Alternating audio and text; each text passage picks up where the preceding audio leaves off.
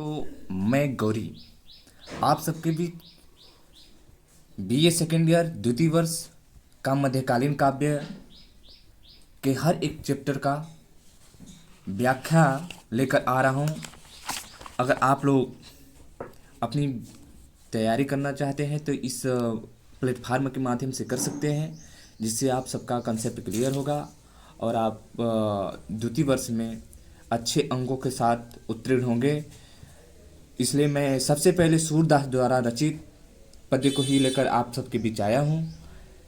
तो हम लोग पहली टॉपिक पर चलते हैं, जो है चरण कमल बंदो हरिराई, जाकी कृपा पंगु गिरिलंघे, अंधे को सब कुछ दर्शाई, बहिरे सुनय गूंग पुनि बोले, रंक चले चलय सिर छत्र धराई, सूरदास स्वामी करुणामय बार बार बंदो तिहि पाई। सबसे पहले दोस्तों मैं इसका संदर्भ बताना चाहूँगा आप सबको। इसका संदर्भ प्रस्तुत पद्य महाकवि सूरदास द्वारा रचित सुरसागर से उद्धृत है और इसका अब मैं प्रसंग आप सबके बीच ला रहा हूँ। इसका प्रसंग यह है कि इसमें जो भगवान श्री कृष्ण हैं उनके अनन्य भक्त सूरदास जी उनके चरण रूप कमल रूपी चरणों की वंदना करते हुए उनकी महिमा का वर्णन करते हैं और उनकी महिमा का गुणगान करते हैं और कहते हैं कि हमारे प्रभु कैसे हैं। तो चलो दोस्तों अब हम सब व्याख्या पर आते हैं, इनकी व्याख्या देख लेते हैं। चरण कमल बंदो हरिराई, जाकी कृपा पंगु गिरिलंघे, अंधे को सब कुछ दर्शाई, बहिरो सुने गूंग पुनि बोले, रंक चलय सिर छत्र धराई, सूर्यदास स्वामी करुणामय बारे बारे बंदोति ही पाई। अब इसकी व्याख्या सुनिए। चरण कमल बंदो हरिराई, सूरदास जी कहते हैं कि मैं भगवान श्री कृष्ण की कमल रूपी चरणों की वंदना करता हूँ। मैं भगवान श्री कृष्ण की चरण कमल बंदो हरिराई, चरण कमल रूपी चरणों की वंदना करता हूँ, जिनकी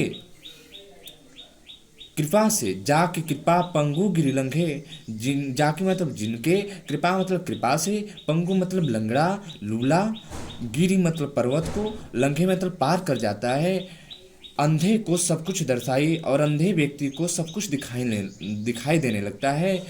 सूरदास जी कह रहे हैं कि भगवान श्री कृष्ण या हमारे कमल रूपी चरणों की वाले भगवान श्री कृष्ण की कृपा से, जिनकी कृपा से जो लंगड़ा व्यक्ति है वो पर्वत को लांग जाता है और अंधे व्यक्ति को सब कुछ दिखाई देने लगता है। बहिरे सुने गूंग पुनि बोले, रंक चलय सिर छत्र धराई, और बहिरा व्यक्ति जो होता है वो सुनने लगता है, पुनः वो सुनने लगता है, और जो गूंगा व्यक्ति है वो पुनः बोलने लगता है, और जो गरीब व्यक्ति है, जो निर्धन व्यक्ति है, वो अपने सिर पर राज छत्र धारण करके समर्थ हो जाता है।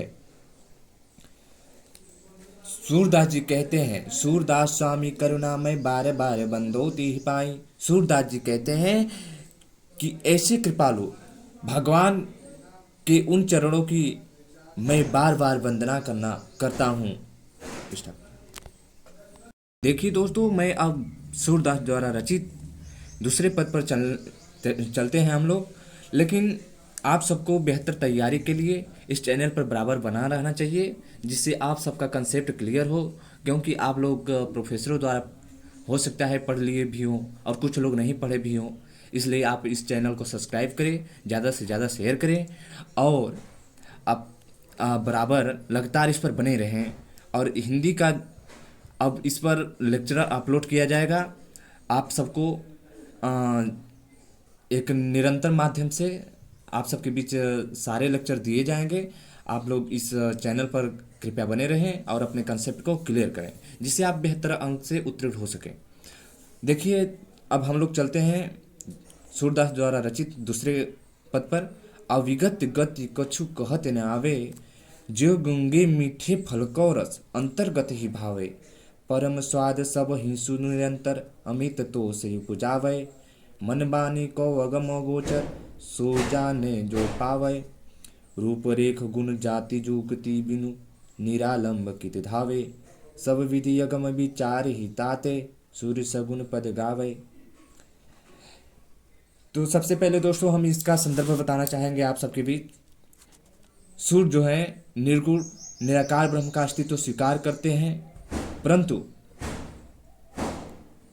वो निर्गुण निराकार ब्रह्म को अगम और अगोचर एवं रूपरेखा, गुण जाति और पाने की युक्ति से परे समझकर सगुण साकार ब्रह्म की लीला का गान करते हैं और उनकी घोषणा करते हैं।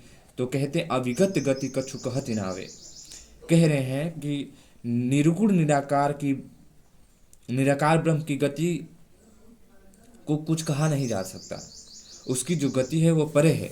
अविगत गति कछु कहत नावे। अविगत माने उसकी निर्गुण निराकार। अविगत मतलब निर्गुण निराकार ब्रह्म की गति, मतलब गति को कछु कहत नावे, कुछ कहा नहीं जा सकता, क्योंकि उसकी गति परे है, इस संसार से परे है। ज्यों गूंगे मीठे फल को रस अंतर्गत ही भावे।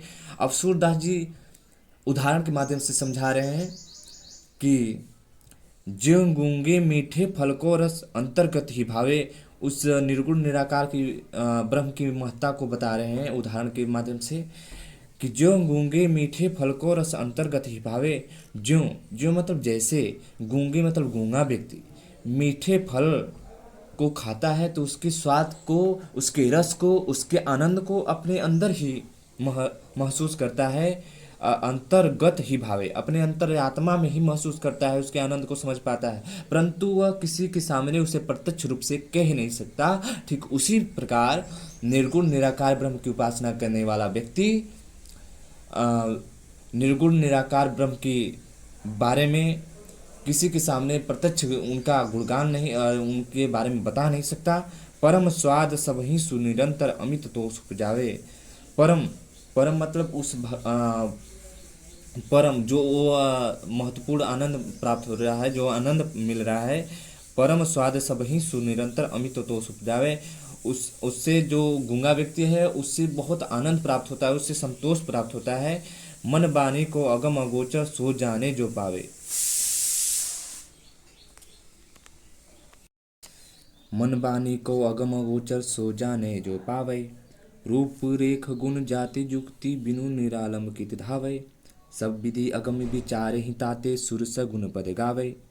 परंतु परंतु जो निर्गुण निराकार ब्रह्म है वह मन और वाणी के लिए अगम है, अगोचर है, अर्थात मन जिसका चिंतन नहीं कर सकता और वाणी जिसके संबंध में सोच नहीं सकती, वह इंद्रियों की पहुंच से परे है।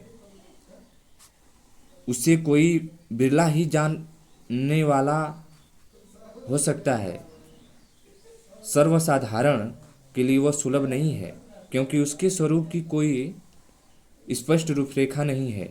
वह त्रिगुणातीत है, न तो इसकी कोई जाति है। रूप रेख गुण जाति जुक्ति बिनु निरालम कित धावे। रूप जिसका न तो कोई रूप है, रेख मतलब जिसका न तो कोई रेखा है, गुण न तो जिसका कोई गुण है, न जिसका कोई जाति है, जुक्ति गुण जाति जुक्ति बिनु निरालम कित धावे। जो निरालंब है, जो बिना आधार का है, जिसे कोई आश्रय नहीं प्राप्त है। इस प्रकार निर्गुण निराकार ब्रह्म पर मन ठिकाने का कोई आश्रय नहीं है।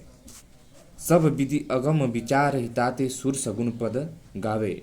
इस प्रकार सब विधि से, सब विधि यानी सभी विधि से, सब रूप से जो सूरदास जी है अगम विचार हिताते, इस निर्गुण निराकार ब्रह्म को सब प्रकार से अगम कहा और सुर सगुण पद गावे।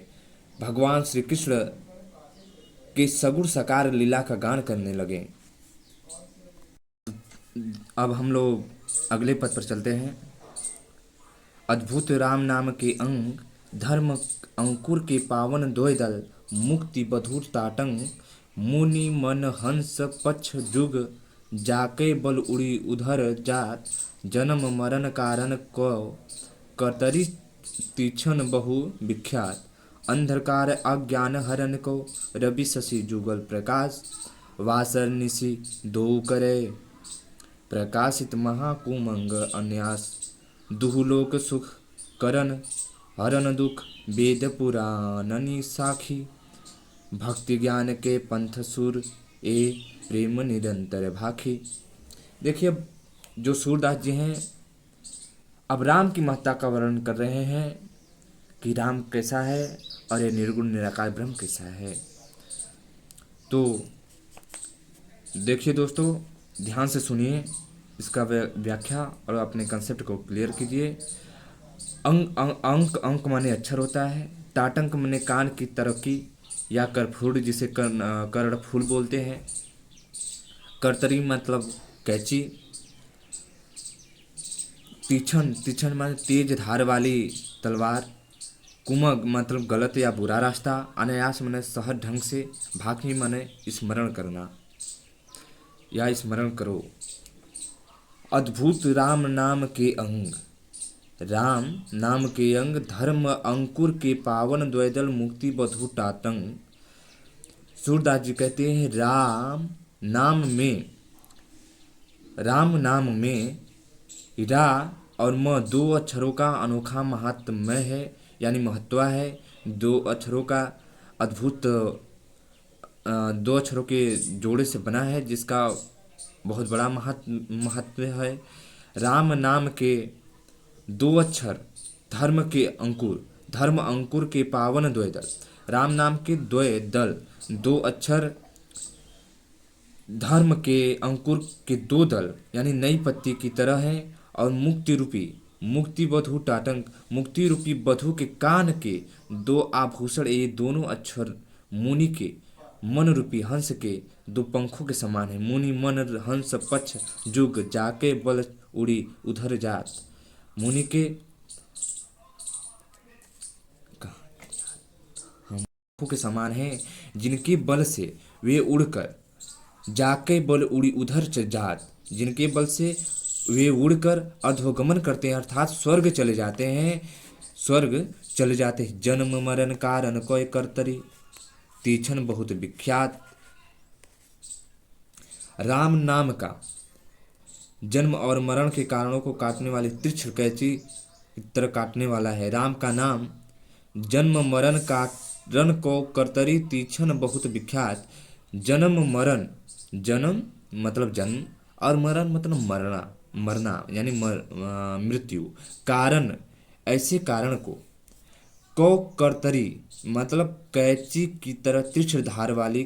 तीक्ष्ण करतरी मतलब कैंची, तीक्ष्ण मतलब काटना तेज धार वाली, बहुविख्यात। जो राम का नाम है वो जन्म और मरण के कारणों को काटने वाले तीक्ष्ण कैंची के तरह है। अंधकार अज्ञान हरण को रवि शशि जुगल प्रकाश। जो राम नाम के दो अक्षर सूर्य और चंद्रमा की तरह है। जो रा है वो सूर्य की तरह है, जो म है वो चंद्रमा की तरह है, जिनसे कुमार्ग भी प्रकाशित हो रहा है। अंधकार अज्ञान हरण को रवि शशि जुगल प्रकाश, जिससे कुमार्ग भी वासर निशि दोऊ करे प्रकाशित महाकुमग अनायास।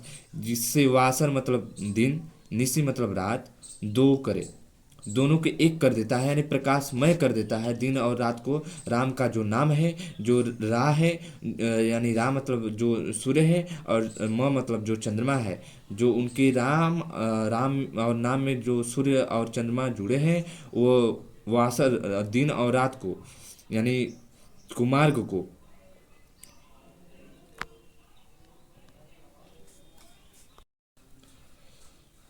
इनके नाम से अंधकार ज्ञान रूपी अंधकार का निराकरण हो जाता है, यानी वो दूर हो जाता है। एक दिन और रात वासर निशि दोऊ करे, ये दिन और रात जीवन के पथ को प्रकाशित करते हैं। दुह लोक दुख करन हरन दुख वेद पुराणनी सखी। ये दोनों लोक, मृत्युलोक और परलोक, दुहलोक मतलब दोनों लोक, सुख करन हरन दुख वेद पुराणनी सखी। ये दोनों लोक को यानी मृत्युलोक और परलोक में सुख देने वाले हैं और दुखों को हरन दुख मतलब दुखों को हरने वाले हैं। ये भक्ति और ज्ञान के दोनों भक्ति ज्ञान के पंथ सुर ए प्रेम निरंतर भाखी। ये भक्ति और ज्ञान के दोनों मार्ग इनके प्रति निरंतर प्रेम और श्रद्धा रखते हुए इस पद में राम नाम की महिमा के प्रति पारित किया गया है। इसमें ज्ञान और भक्ति दोनों का समन्वय है। अब हम लोग अगले पद चौथे नंबर पर चलते हैं। अब कई राखिले उ भगवान, हवनाथ बैठो द्रुम डरिया, पारधी साधेवान, ताके डर मैं भाज्यो चाहत, ऊपर ढुक्यो सचान, दू भांति दुख भयो आनिय, कौनु बारे प्राण, सुमृत ही यही डस्यो, पारधी कर छुट्यो संधान, सूरदास सर लग्यो सचानहि, जय जय कृपा निधान। सबसे पहले मैं इसका प्रसंग बताने जा रहा हूँ। प्रस्तुत पद में महाकवि सूरदास जी कहते हैं कि ईश्वर की कृपा से जो जीव को सब प्रकार के भय और कष्टों से मुक्ति मिल जाती है, और जो संसार वृक्ष पर बैठा जीवात्मा रूपी पक्षी एक और लोभ रूपी बाज से घिरा है, दूसरी ओर मोह का भौतिक वासनाओं के बाणों से उसे मारने को उद्यत है, भगवत कृपा शरणागत भक्तों को इन कष्टों से छुड़ा देती है। ये थी प्रसंग। अब मैं इसका शब्दार्थ बताने जा रहा हूँ। पारधी मतलब होता है व्याध यानी शिकारी, जिसे चिड़िया मार भी कहते हैं, वहेलिया भी कहते हैं। साधी मतलब संधान या संधान किए हुए या निशाना लगाने को तैयार। ढुक्क्यो मतलब घात लगाए हुए, ढुक्क्यो मतलब घात लगाए हुए। सचान मतलब बाज। उबारे मतलब रक्षा करें। अहि मतलब सर्प। डस्यो मतलब डस लेता है। कर मतलब हाथ से, छुट्यो मतलब छूट जाता है। संधान मतलब बाण। सूरदास सर लग्यो सचानहि, जय जय कृपा निधान। जय जय कृपा निधान मतलब भगवान श्री कृष्ण या दयालु ईश्वर। इसकी व्याख्या आप लोग गौर से सुनिए। अब कह राखिले उ भगवान। सूरदास जी कह रहे हैं कि हे भगवान, अब की बार मेरी रक्षा कीजिए। हौ अनाथ बैठो द्रुम डरिया, पारधी साधेवान। मैं अनाथ बनके द्रुम डरिया, इस पेड़ रूपी, मैं अनाथ पक्षी बनके इस पेड़ रूपी, इस जीवात्मा रूपी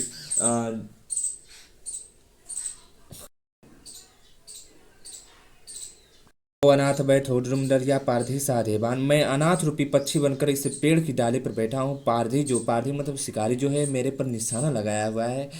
हे प्रभु, ताके डर, जिसके डर से मैं जिसके डर से मैं भागना चाहता हूँ, तो जो मेरे ऊपर वाले पेड़ की डाली पर सचान बाज बैठा है, और नीचे जो शिकारी है वो मेरे पर निशाना साधा हुआ है। दू भांति दुख भयो आनी, कौन उबारे प्राण। हे प्रभु, मुझे दोनों प्रकार से, दुख मतलब दोनों, भांति मतलब प्रकार से, दुख, मुझे दोनों प्रकार से दुख है। आनी यह कौन उबारे प्राण। हे प्रभु, अब मेरा कौन प्राण बचाएगा, मुझे इस संसार रूपी बंधन से कौन मुक्त करेगा। सुमिरत ही हिडस्यु, पारधी कर छुटियो संधान। अंत में सूरदास जी कहते हैं कि सुमिरत ही, भगवान का नाम लेते ही, ईश्वर का नाम लेते ही, अहि मतलब सांप, डस्यों पारधी, जो सांप होता है वो पारधी को डस लेता है, यानी शिकारी को डस लेता है। और शिकारी के हाथ से कर मतलब हाथ से, छुट्टियों मतलब छूट जाता है। संधान मतलब बाण। सूरदास सर लग्यो सचाने, जय जय कृपा निधान। इस प्रकार सूरदास जी कहते हैं कि जब वो सर्प होता है वो पारधी को डस लेता है, तो पारधी के हाथों से बाण छूट जाता है, और जो बाण होता है वो जाकर बाज को लग जाता है। इस प्रकार दोनों प्रकार से मुझे मेरे प्राण बच जाते हैं। मैं ऐसे भगवान की सूरदास सर लग्यो सचाने, जय जय कृपनाधान। इस प्रकार जो धनुष से छोटा बाण होता है वो बाज को लग जाता है, वो मर जाता है। ऐसे कृपा निधान भगवान की जय हो। साथियों, आप लोगों ने देखा कि आज मध्यकालीन काव्य का किस तरीके से पद्य को आप सभी के सामने प्रस्तुत किया गया और आप सभी को समझाया गया। तो साथियों, आपसे बस विनम्र निवेदन है कि चैनल को सब्सक्राइब किए रहिए और लगातार अब हिंदी विषय का सभी लेक्चर्स आएगा बीए सेकंड ईयर वालों के लिए, और आप लोग लगातार बने रहिए। वार्षिक परीक्षा के लिए बहुत महत्वपूर्ण होगा और आपकी तैयारी बहुत ढंग से करा दी जाएगी। आप सभी बिल्कुल निश्चिंत रहें। कोई भी डाउट्स हो आप लोग कमेंट बॉक्स में ज़रूर बता दें।